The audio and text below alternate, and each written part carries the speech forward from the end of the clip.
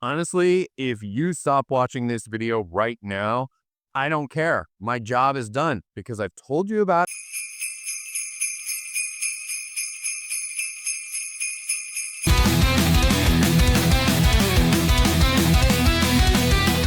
What's up, boils and ghouls? It is the holiday season, and that means for horror fans, we're diving into our favorite holiday-themed horror movies.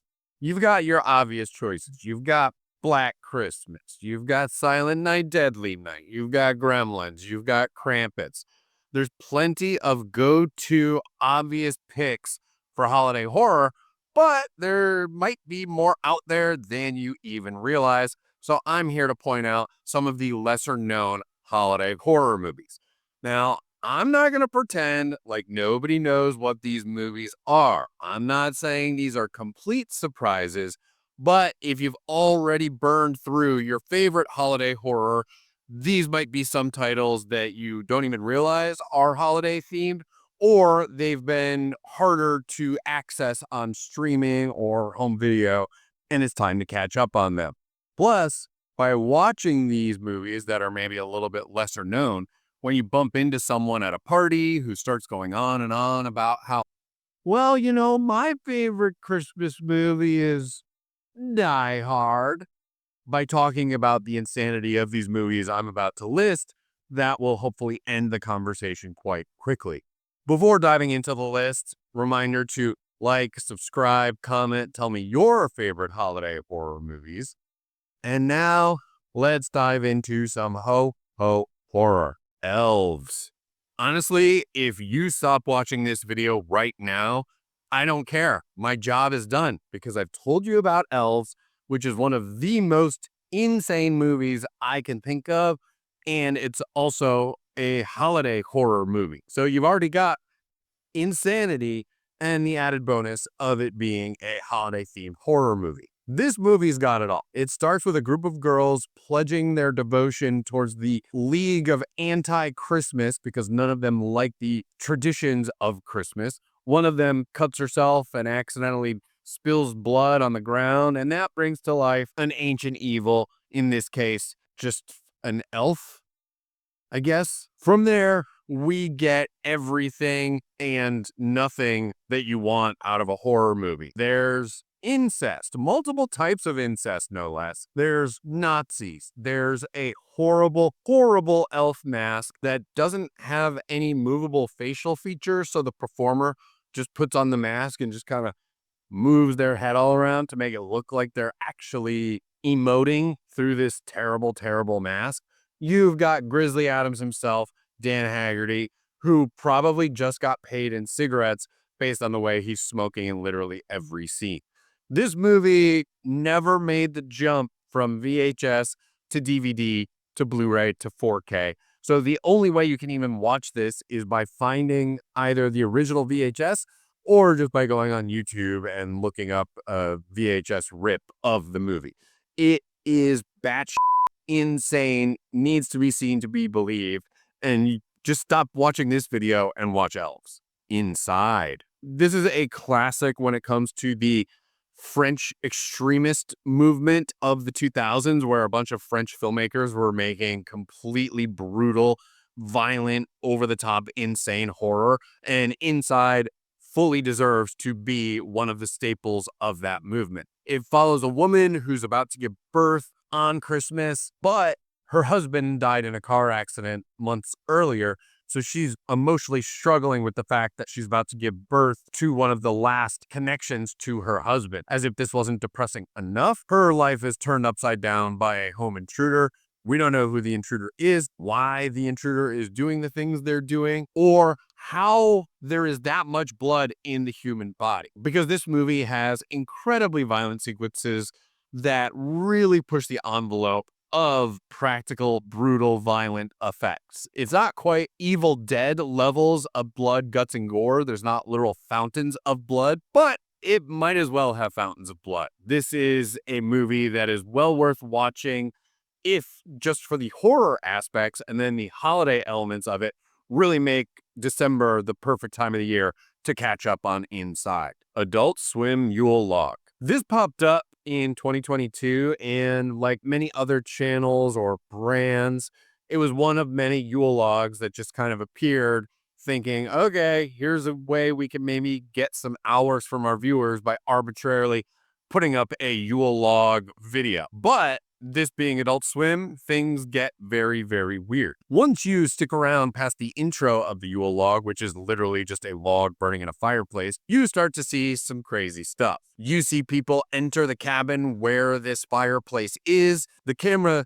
zooms out and we actually get to see a storyline start to unfold. The Adult Swim Yule log came from Casper Kelly, who did To Make Hooks, another Adult Swim project that really took audiences by surprise in how it started as one thing and just evolved into something wackadoo. As far as the actual merits of the movie itself, it might not be the best or most inventive horror movie out there, but the ways in which it keeps audiences on its toes, deals with time travel and ghosts and home invaders. You get a little bit of everything in the Adult Swim Yule log, and what made it so much more surprising is that it was just initially disguised as a traditional Yule log. Eyes Wide Shut.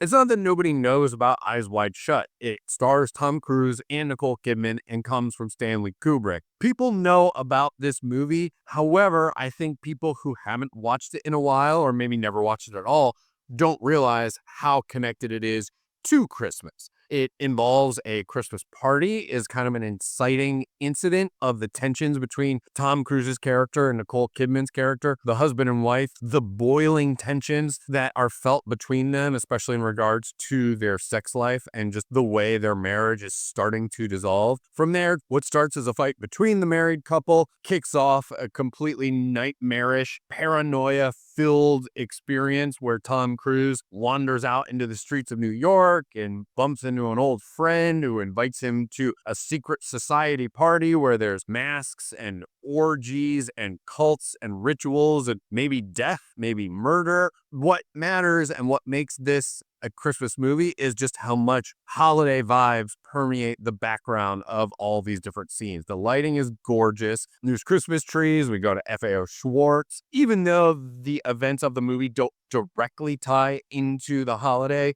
there's plenty of holiday set dressing that makes December the perfect time of year to watch this movie. Rare Exports. This is a Finnish movie from 2010 that is very cold. It really just makes you want to throw on a sweater or a jacket for how well it captures the European snowy landscapes at Christmas time. The plot follows a group of researchers who discover something bizarre under the ice and the tundra, and they accidentally unleash it. First, a bunch of reindeer are found dead, and then a bunch of other bizarre things start happening. The main character is a young boy who questions whether Santa Claus is real. Based on European folklore, there's not the happy-go-lucky cherub Santa with the rosy cheeks. This lore paints Santa as possibly someone who punishes naughty children, doesn't just give out the nice stuff, but punishes the naughty. So there's teases of Krampus lore built into Rare Exports, and it's just this great fantasy, horror, action, adventure comedy that puts a fresh spin on everything you thought you knew about Santa mythology. This movie came out 5 years before Krampus, but really feels like a spiritual predecessor for that movie in the ways it blends the lore and the myths and the action and the horror and the comedy all together to create a unique, really fun experience. Christmas, Bloody Christmas. Have you ever wondered what it would be like to see a life-size robotic Santa start to malfunction and have a warpath through a small New England town? Well, Christmas, Bloody Christmas shows you exactly that. I guess I don't really even have to describe the plot of the movie because I just did. As you'd expect from a movie by Joe Begas at Channel 83, it's got blood, it's got sex, it's got neon, it's got a great soundtrack. If you're a fan of what he and Josh Ethier have been doing with Channel 83 over the years, then this is the Christmas version of things like Bliss or The Mind's Eye or VFW. Making Christmas Bloody Christmas even more interesting is the fact that its origins were as a potential Silent Night, Deadly Night reboot, but things in this version pivoted a little bit further outside the mythology of that original horror movie. And so Begas just did his own thing with Christmas Bloody Christmas, and we're really glad he did. Black Christmas 2006. I already talked about how incredible and how important and how well known the original Black Christmas is. However, a lot of people forgot that in 2006, we got a reboot of Black Christmas that does what you want reboots to do, which is take a core concept or a core storyline and then pivots away from what the original did to deliver something completely different. Whereas the original Black Christmas is tense and anxious and has gripping performances and just keeps you on your toes throughout the whole experience, the 2006 Black Christmas is goofier, it's sillier, it's more violent, it's tongue-in-cheek, it's more extreme, but it's still really entertaining. One of the reasons I consider it an underseen horror movie, not only because it's definitely not as famous as the original Black Christmas, but it was also really hard to find for a while. When it was originally released, even though it was released on DVD, it was shortly before the HD DVD revolution, and it got a release on that format, only for that format to die. It's still not even out there on Blu-ray in any sort of officially sanctioned North American version of this movie. So you can track it down in other ways.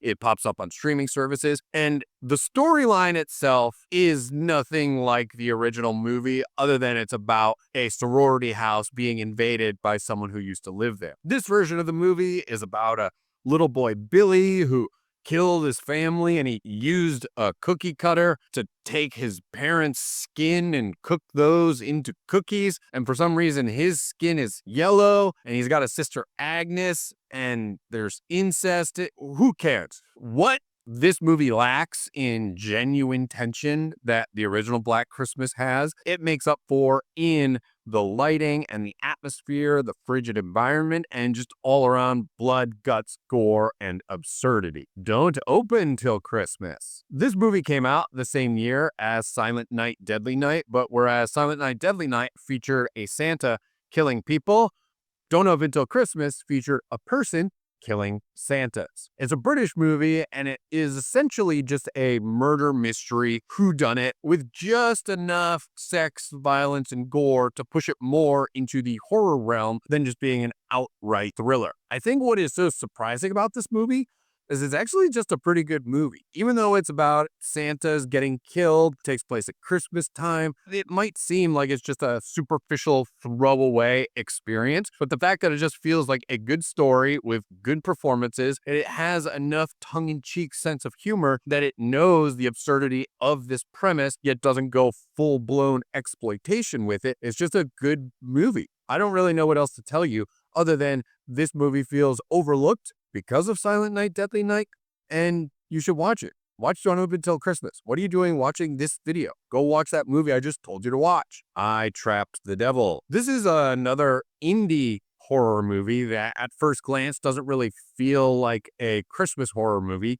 And then when you watch it, you realize, well, it's a full-blown Christmas movie. The movie is about a married couple going to visit their estranged brother for the holidays in hopes of reconnecting with the spirit of Christmas. However, when they get to the brother's house, things start to seem a little off. And it turns out things are off, and that's because this brother has kidnapped a man he believes to be the devil and is holding him as his prisoner. I am a big fan of movies where you really don't know what the hell is going on. Like, you don't know if the supernatural theories at play are real in this world and these characters you're watching are doing the right thing, or you're just watching a psychopath who thinks they've kidnapped Satan for the good of all mankind. Even though the themes of the movie aren't really about the holidays, just the fact that this movie is largely contained to a snowy home that is full of holiday decorations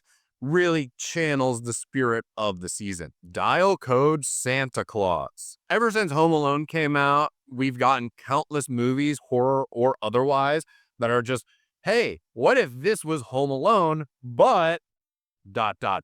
Dial Code Santa Claus is what if Home Alone was a horror movie? But what makes Dial Code Santa Claus interesting is that it actually came out before Home Alone was released. So in that sense, Home Alone almost feels like a ripoff of Dial Code Santa Claus. The movie's about a little boy who wants to capture Santa Claus to prove that he's real. Unbeknownst to him, his mom fires a department store Santa for slapping a little girl, and this Santa gets pissed, tracks down his boss's home information, and goes to her house to try to kill her son. The little boy is obsessed with war movies, and the movie opens with a training montage of the little boy lifting weights and pretending to capture his dog with weapons and knives and face paint. It's very silly, but it's actually pretty well done as far as strange Christmas-themed horror movies go. It's not super bloody, it's not super gory. The movie also knows what it is. It is tongue-in-cheek with its sense of humor. It's a lot of fun, and it was harder to come across for quite a few years, but now it's available for many more people to enjoy. Treevenge. So this is a little bit of a cheat, but it's also a little bit of a bonus as my holiday gift to you. Treevenge is a short as opposed to a feature-length movie, but as the title teases, it's about Christmas trees getting revenge on the people who cut them down to display them for the holidays. It comes from director Jason Eisner, so it gets all the exploitation, gore, goopy, gross stuff that you would expect from the director of Hobo with a Shotgun and Kids vs. Aliens. So, especially given the fact that this is a short film and it features the theme song from Cannibal Holocaust, if you only have time to spend a few minutes watching a holiday-themed horror experience, then just watch Treevenge. It's a blast. So, those are my picks for underseen, underrated holiday horror movies that don't get the love that they deserve to get this time of year.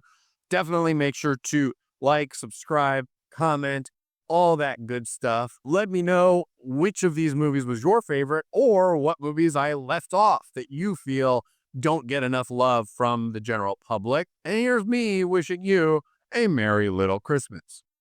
Merry Little Christmas.